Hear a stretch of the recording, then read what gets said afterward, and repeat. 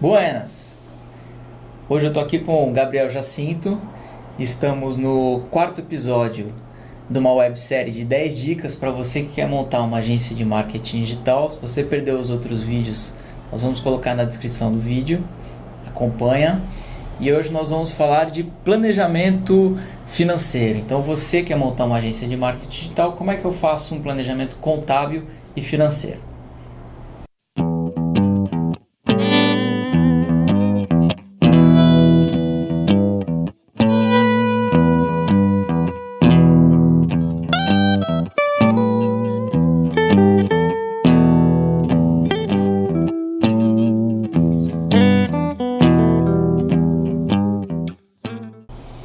Muito bem,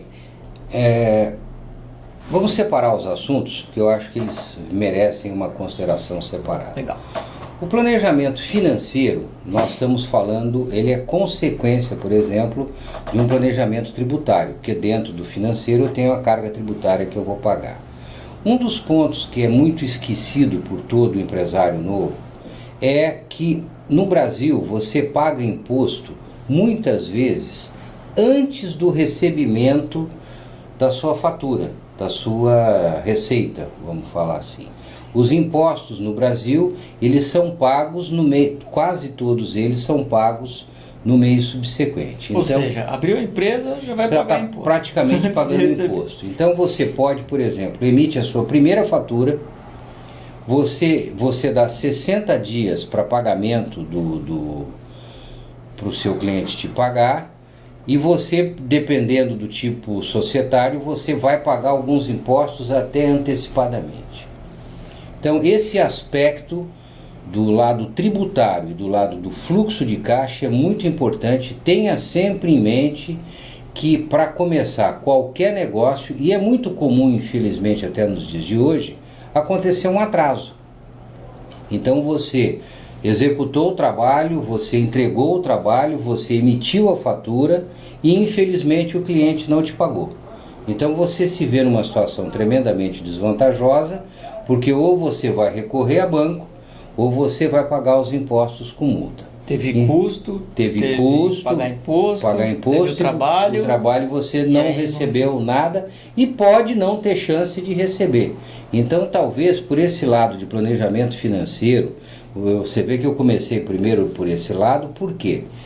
A elaboração de um bom contrato, você necessariamente tem que especificar o que você está oferecendo, as condições de pagamento, enfim, você limita as suas responsabilidades e você também estabelece de forma clara quais são os seus direitos. E como é que eu elaboro um bom contrato? Quem é que, assim, a pessoa que está lá, vou abrir uma empresa, não sei elaborar um bom contrato. Para quem que eu peço ajuda? O contador pode até te auxiliar bastante, porque todas as vezes que você oferece um tipo de serviço, quem vai dar a natureza do serviço é você próprio. Eu acho que seria tremendo importante. Dada a complexidade, eu vou sugerir até a contratação de um advogado para que possa cobrir todos os itens. Da complexidade do contrato, do tamanho do contrato, da extensão de um contrato. Então imagine, por exemplo, que você faça um contrato de 12, 15 meses, que você tenha que entregar várias coisas. Não esqueça que você, como profissional, tem também uma responsabilidade para entregar. Sim. Então o contrato não é uma coisa que só te protege como empresário. Ele protege o seu cliente. Ele garante que vai ser entregue o trabalho. Você pode perfeitamente, por exemplo, pedir uma antecipação. Então, se você pedir uma antecipação e fugir para Fortaleza, o seu cliente, infelizmente, vai ter que incorrer em mais custos para receber uma vez que ele te pagou e você não tem esse serviço. Ou seja, o contrato é importante e ele é bom para os dois lados. Não tenha dúvida.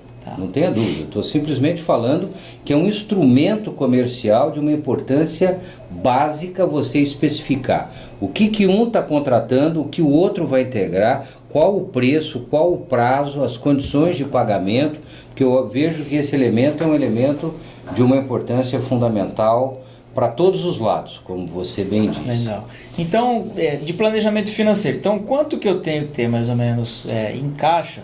Se eu tiver um custo, vamos supor que eu tenho uma empresa lá, eu vou começar com um custo de R$500, vai ser meu custo. Eu já vi lá o quanto que eu vou gastar, mais ou menos, de internet, de imposto. Vamos pôr, eu tenho um custo de R$800.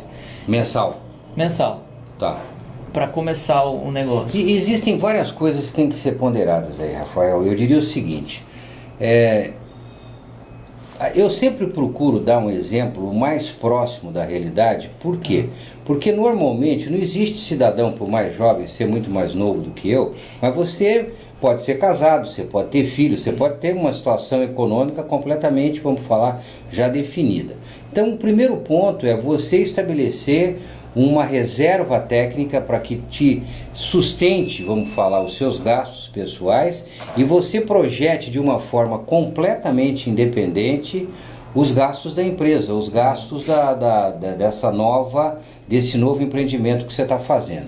Eu vejo que infelizmente existe uma mistura de patrimônio pessoal de patrimônio da empresa. Então a minha sugestão aqui é justamente separar. Para não ter problema. Para não ter problema. Tá. A sua vida, o que eu estou falando pode ser que muitas vezes signifique muito difícil para pensar.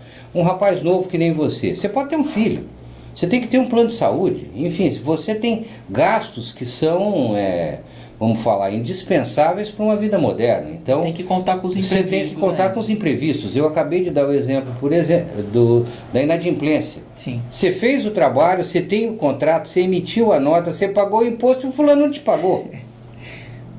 Bacana.